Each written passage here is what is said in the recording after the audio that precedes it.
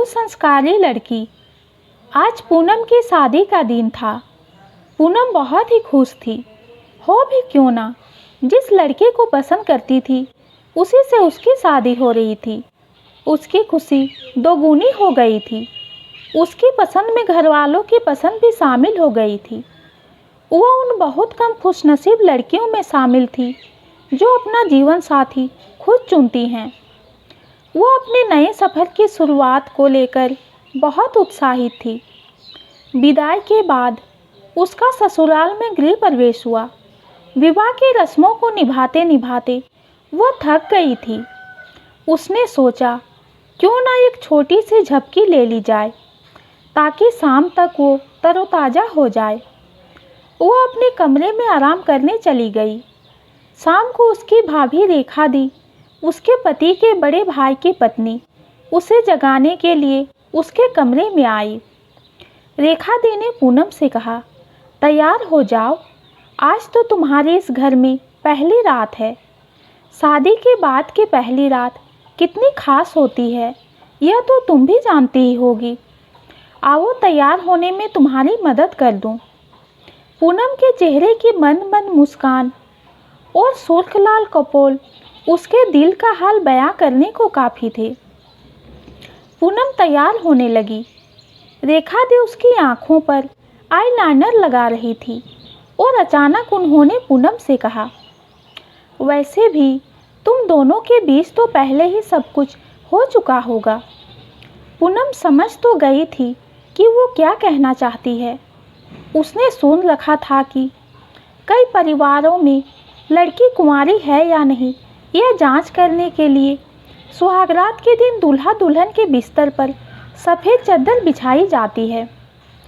शादी से पहले किसी से अंतरंग संबंध रखना नैतिक है या अनैतिक, पूनम कभी इस बहस में नहीं पड़ना चाहती थी। लेकिन केवल लड़की के कुंवारेपन के बारे में मालूम करने की कोशिश करना और लड़के के कुंवारेपन पर कोई सवाल नहीं करना जरूर उसे अखरता था। लड़के लड़की दोनों के लिए नैतिकता के अलग अलग मापदंड क्यों रखते हैं? माना केवल अंतरंग होना ही प्यार नहीं है, लेकिन अंतरंग होना भी तो एक दूसरे के प्रति प्यार दिखाने का जरिया है। इसलिए रेखा दी द्वारा उसे जज करना उसे बिल्कुल पसंद नहीं आया। पूनम को रेखा दी से कोई चरित्र प्रमाण पत्र भी नहीं चाहिए था। विश्व में आबादी की दृष्टि से हम नंबर 2 पर हैं, लेकिन इंटरकोस्ट हमारे लिए अभी भी एक हैवा है। पूनम रेखा दी को उन्हीं की भाषा में जवाब देना चाहती थी, इसलिए उसने ऐसा दिखाया कि मानो उसे तो कुछ समझ ही नहीं आया। उसने कहा, हर चीज़ से आपका क्या मतलब है दी? अब रेखा दी ने कुटिलता से मुस्कुराते हुए कहा, तुम इतनी भी भोली नहीं हो। नौकरी करती हो, अपनी मर्जी से शादी के लिए देवर जी को चुना, वही चीज़ जो शादी के बाद पति पत्नी के बीच में होती है। अचानक से पूनम को पीके फिल्म का संवाद याद आ गया कि हम कुछ चीज़ों का नाम या शब्दों का उपयोग करते हुए शर्म महसूस करते हैं, लेकिन धूमधाम से शादी करके, जिसमें कई बार हजारों लोगों को आमंत्रित करते हैं और उन्हें पता होता है कि आज हमारे मिलन की रात है, हमें कोई झिझक नहीं होती। रेखा दी के लिए भी शायद शादी का अर्थ सिर्फ शारीरिक संबंध के लिए लाइसेंस मिलना मात्र था। रेखा दी घुमा फिराकर यह पूछने की कोशिश कर रही थी कि हम शादी से पहले एक दूसरे के कितने करीब थे, हमारी अंतरंगता कितनी थी। यह बहुत ही व्यक्तिगत सवाल था और पूनम उनको इसका जवाब देना जरूरी नहीं समझती थी। पूनम बहुत गुस्से में थी, लेकिन उसने कोई प्रतिक्रिया नहीं दी। पूनम ने रेखा दी से कहा, ओह, आपका मतलब एक दूसरे से बातचीत, एक ही कमरे को शेयर करना, एक दूसरे की मदद करना और एक दूसरे की देखभाल करना है ना दी?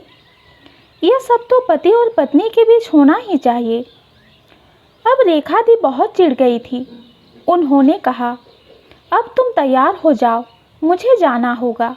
तुम्हारे भैया मुझे बुला रहे हैं। पूनम ने कहा, दी, कृपया लिपस्टिक लगाने में मेरी थोड़ी मदद तो कर दो। मुझे तो भैया की आवाज़ भी सुनाई नहीं दी, इसलिए आप थोड़ी देर और रुक जाओ। रेखा दी ने कहा, लिपस्टिक तुम खुद भी लगा लो, तुम तो वैसे भी इतने स्मार्ट हो। और रेखा दी वहाँ से चली गई। पूनम रेखा दी की सोच के बारे में सोच रही थी। वो पूनम से मजाक तो बिल्कुल नहीं कर रही थी। अगर ऐसा होता तो वह चिढ़कर नहीं जाती। वह भी अन्य लोगों की तरह अपने फैसले स्वयं लेने वाली लड़की को बिगड़ी हुई कुसंस्कारी लड़की साबित करना चाहती थी।